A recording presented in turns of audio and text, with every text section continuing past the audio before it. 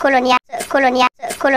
Alors, si vous êtes élu président de la République le 12 décembre prochain, vous allez revoir la politique internationale de l'Algérie, notamment les relations avec l'ancienne force coloniale, la France, M. Tebboune. La France, les problèmes. On a des relations passionnelles, passionnées. Écoutez, qu'est-ce que vous voulez que je vous dise maintenant? Lorsque vous constatez que l'Algérie est au cœur des élections internes à la France.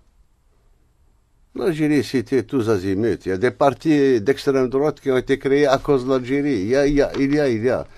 C'est des relations chahutées, passionnelles, passionnées. Bon, il faudrait bien qu'un jour qu'on laisse l'Algérie aux Algériens.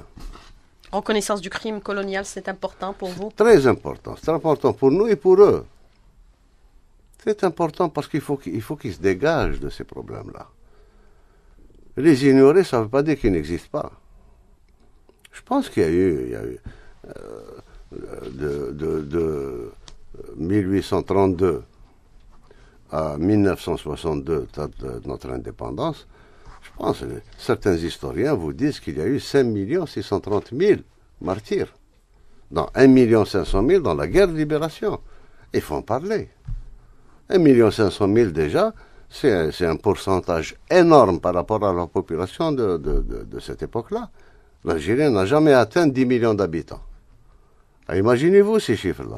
L'Algérie n'oublie pas, il n'oubliera pas. Jamais. Je me rappelle, moi, j'étais étudiant à l'époque, Boumediene. Non, j'étais déjà responsable, pardon. 75, à la visite du président Giscard d'Estaing, où tout a été fait pour apaiser, pour ceci, c'est avec ces Boumediene. Ouais, bon.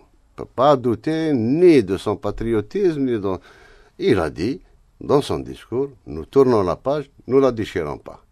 Or, certains se comportent avec nous comme si c'était eux la victime. C'est nous la victime, il ne faut pas qu'on l'oublie. C'est nous les victimes.